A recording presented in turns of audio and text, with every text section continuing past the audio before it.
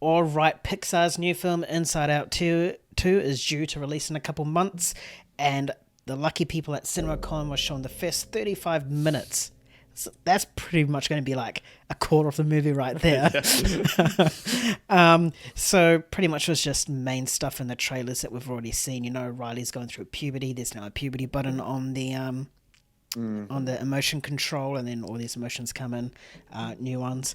But the main thing I want to talk about is that the footage reveals that it's not only using the similar animation style that we used to, but there's also a 2D character and an old school video game style animated sort of character.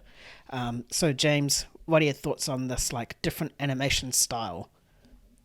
I mean, the animation style makes it a little bit more intriguing, but that's I don't really care too much about it, just because we've seen, it's becoming a bit of a trend lately to have these animated movies where they, mix all these different kind of animation styles, that they blur them together and do like really creative things with them, and they're great. Like visually, they're very enjoyable to watch and to see them kind of unfold. So we are getting some really cool animation or animated movies where they actually have like really interesting animation, something we didn't really see for a long time.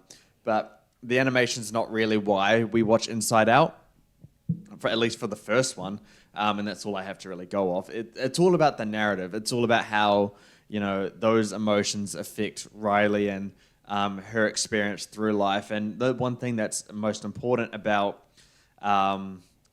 Inside Out is the fact that it's so, not reflective, but anyone can resonate to it, because we all have emotions. We all go through that period of life called puberty. So we can all experience it and relate to it in some way. And I think that's what Inside's all about. And it's just to give us a cathartic, emotional experience and perhaps enlighten us a little bit about and teach us something. That's what I got from the first one, at least. And I'm sure the fact that it shares the same writer, and the fact that Inside Out 1 got nominated for Best Screenplay, I think they're going to keep it in like the same kind of tone. So I'm more interested in the fact that, this one's very similar, as from what I've heard of those reactions of the 35 minutes that was played.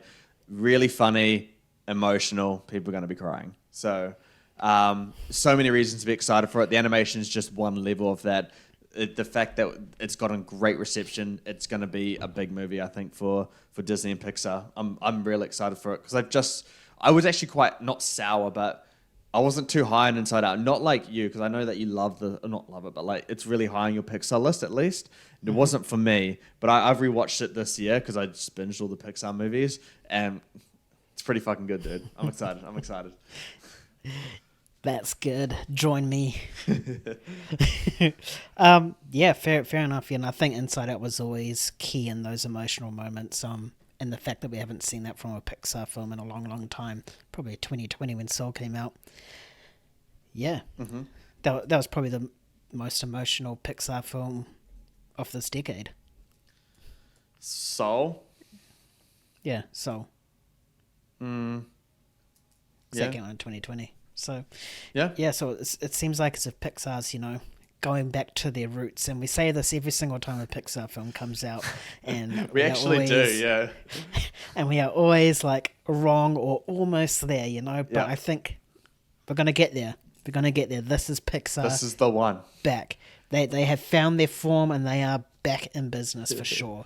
And yeah, the visual style is just the fact that it's mixing different and unique visual styles is just another reason to go see, because you're going to get a great story that's emotional, and it's just going to look absolutely beautiful.